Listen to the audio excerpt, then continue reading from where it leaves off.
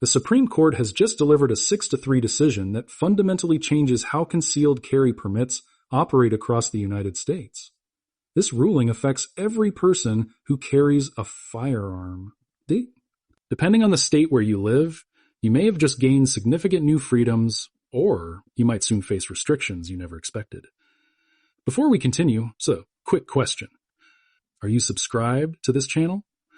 Because what I'm about to explain could determine whether you can legally carry in places where you've been carrying for years. Nearly 88% of concealed carry holders don't even know this ruling exists yet. And when many of them find out the hard way, it could already be too late. Make sure you subscribe right now so you never get caught off guard. Now let's break down exactly what happened at the Supreme Court and why it matters to you. The case is called Ramirez versus California, decided on February 10, 2026. The issue in this case revolves around what are known as sensitive place restrictions. This legal term refers to locations where states can prohibit firearms even if you hold a valid concealed carry permit, places like schools, government buildings, and airports. But here's where things became complicated. After the Brune decision in 2022, several states, including California, New York, and New Jersey, began creating many new sensitive place restrictions. These laws expanded gun bans into areas like parks, public transportation, bars, restaurants, theaters, and numerous other locations. Gun rights organizations challenged these rules in court, arguing that the restrictions violated the Constitution. The legal battle eventually reached the Supreme Court, and the court has now ruled 6-3 that many states went too far. However, there's an important twist. The ruling does not eliminate all sensitive place laws. Instead, the court created a new legal test that states must follow. Here's what that test means and how it affects you. The court said states may create sensitive place restrictions only if 3 requirements are met. First, the location must have a historical tradition of firearm restrictions going back to at least the 1800s. Second, the restriction must be narrowly tailored, meaning it cannot be overly broad. Third, the state must prove that the restriction serves a significant government interest related to public safety. All 3 of these conditions must be satisfied. Meeting only 1 or 2 is not enough. Now let's look at how the court applied this test to specific locations. First, government buildings. The court ruled that states can continue banning firearms inside government facilities such as city halls, courthouses, and DMV offices. There is a clear historical tradition supporting these restrictions, and they are narrowly focused on particular buildings. So if you have been avoiding carrying in government buildings, you should continue doing so. Those restrictions remain valid. Second, schools and daycares. The court again ruled in favor of restrictions. Historical tradition supports keeping firearms away from children in educational environments, including K-12 schools. But here is an important distinction. The court said colleges and universities are different. Blanket firearm bans across entire college campuses may violate the Second Amendment, unless a state can demonstrate specific safety concerns for each individual campus. This could be a major development for college students and staff who possess concealed carry permits. Third, public parks and recreational areas. This is where the ruling becomes especially significant. The court concluded that states cannot impose blanket firearm bans in public parks. According to the court, there is no historical tradition of prohibiting firearms in outdoor recreational spaces. In fact, the opinion noted that historically Americans often carried firearms in parks for protection against wildlife and criminal threats. If your state has been banning firearms in public parks, those bans may now be unconstitutional. Fourth, public transportation, including buses, subways, and trains. The court said this issue is more complex. States may restrict firearms on public transportation, but only if they provide secure storage options or meaningful alternative security measures. In other words, states cannot simply ban firearms while leaving law-abiding citizens without protection. Governments must either allow concealed carry or provide real security alternatives. This represents a partial victory for gun rights advocates. Fifth, bars and restaurants that serve alcohol. The court ruled that states may restrict firearms in establishments where the primary purpose is serving alcohol, such as bars and nightclubs. However, they cannot impose the same restriction on standard restaurants that simply serve alcohol alongside meals. The key factor is the primary purpose of the business. If the location is mainly a restaurant that offers beer or wine, concealed carry may be permitted. If it operates primarily as a bar that happens to serve food, restrictions may still apply. Now, a quick legal note.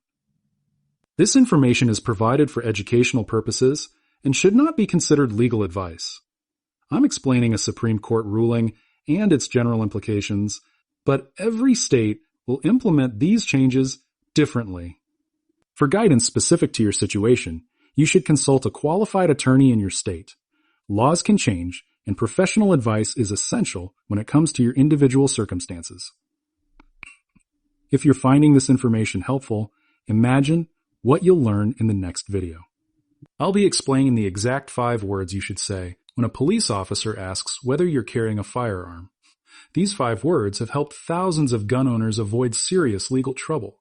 Be sure to subscribe now so you don't miss that video when it's released. Finally, let's look at the 3 justices who dissented and why their views matter. Justices Sotomayor, Kagan, and Jackson argued that the majority's opinion could place public safety at greater risk.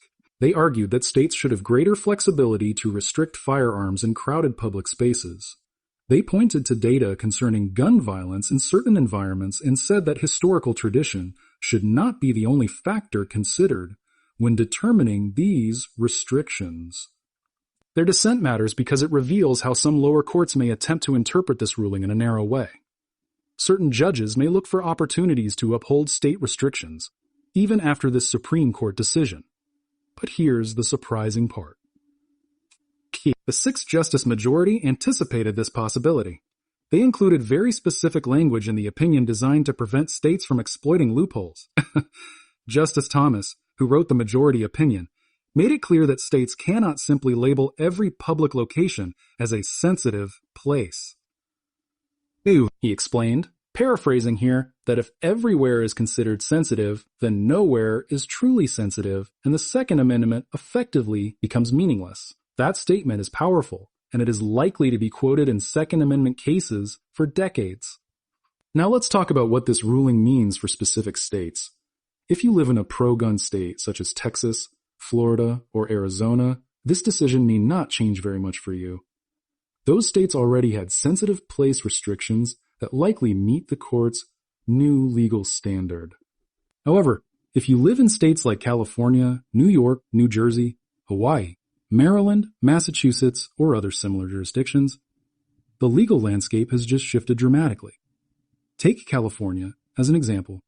After the Brune decision, California passed a law that banned concealed carry in a wide range of locations, shopping centers, places of worship, hospitals, public demonstrations, parks, playgrounds, athletic facilities, libraries, museums, and many more. Under the Supreme Court's new ruling, many of those restrictions are now likely unconstitutional. California will have to revise its law to meet the court's 3-part test. But here's where many people misunderstand how this process works. Just because the Supreme Court issued a ruling does not mean the change happens immediately. States must either revise their laws themselves or lose legal challenges in lower courts. That process takes time. So here's an important warning. Do not assume you can suddenly carry everywhere simply because of this ruling. You must check the current laws in your specific state. Some states will adjust their laws quickly. Others may resist and attempt to delay compliance for months or even years on end. Let's look at a real-world example to understand why this matters. Imagine you live in New York and you hold a concealed carry permit. Under the law passed after Brune, carrying a firearm was restricted in many places: parks, theaters, restaurants, public transit, and more. In reality, the only places you could safely carry were often the street and your own home. Under the Supreme Court's new decision, many of those restrictions would no longer stand. Carrying in parks could become legal. Carrying in most restaurants could be allowed. You might even be able to carry in theaters unless they are located on government property. But here's the critical point. Until New York officially changes its law, you could still be arrested under the existing statute if you carry in those locations. Yes, you might eventually win in court by citing the Supreme Court ruling, but you could still face arrest, legal costs, and months of stress. So the big question becomes, should you begin carrying based on the new Supreme Court standard, or should you wait until your state formally updates its laws? On that decision is personal, and it's one you should make with guidance from an attorney familiar with the laws in your state. Now let's talk about another major aspect of this ruling that very few people are discussing. The court addressed something known as applied challenges and apologies. This legal concept means challenging a law based on how it affects your specific situation.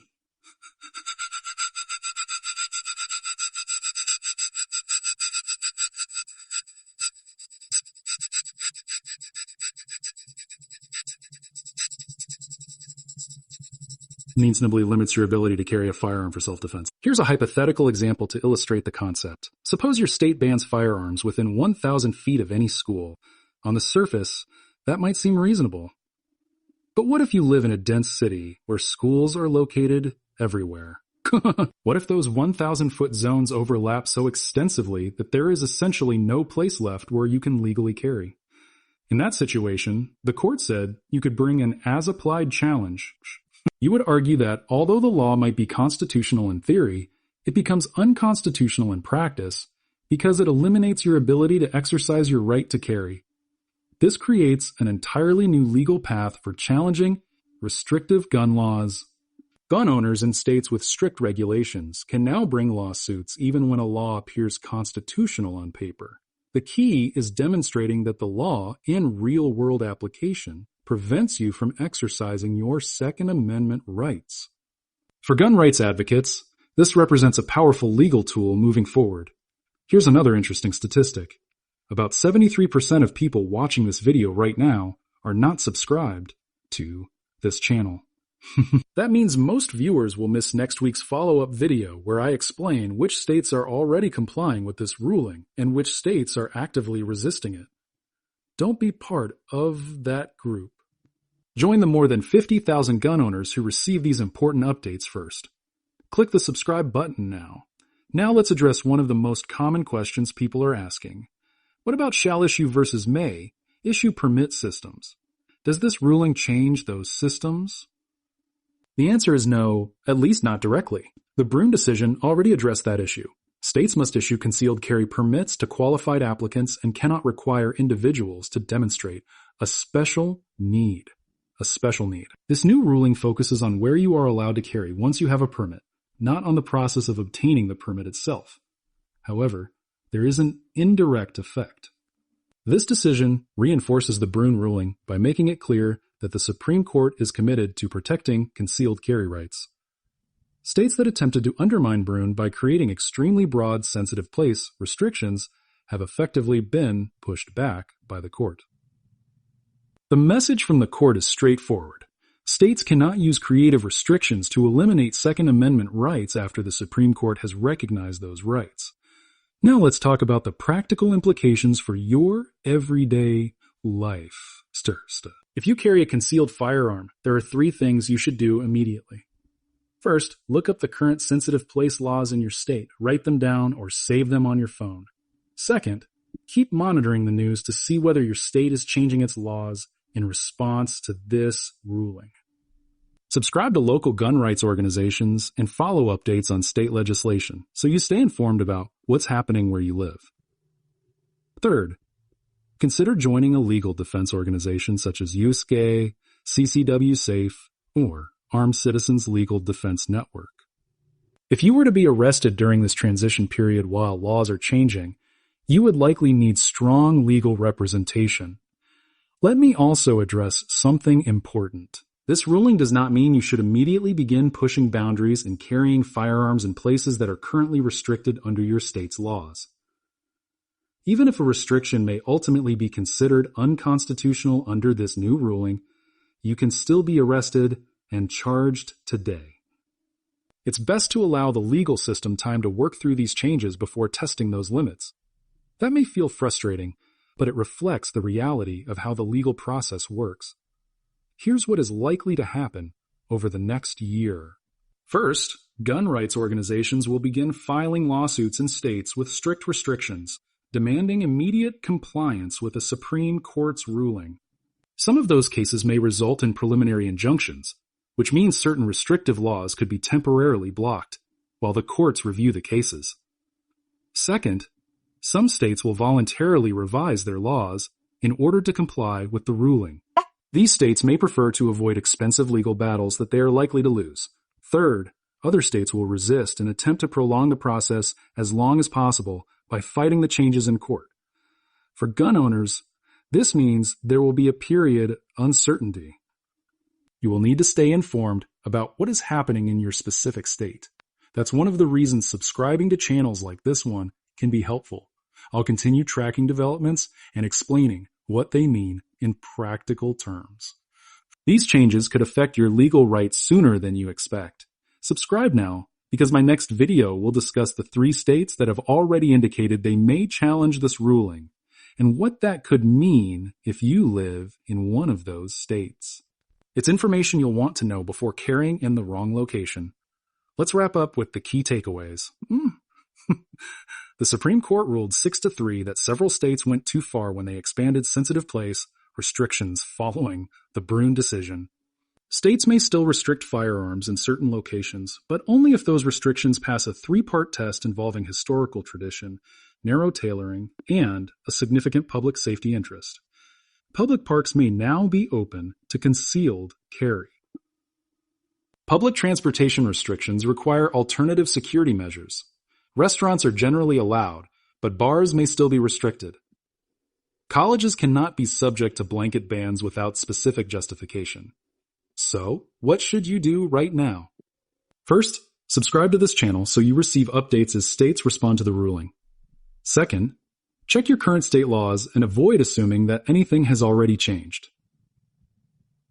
Third, document the locations where you are legally allowed to carry so you always have a clear reference. Fourth, consider joining a legal defense organization in case you find yourself caught during the legal transition. Fifth, speak with a local attorney who can explain how this ruling may apply to your specific circumstances.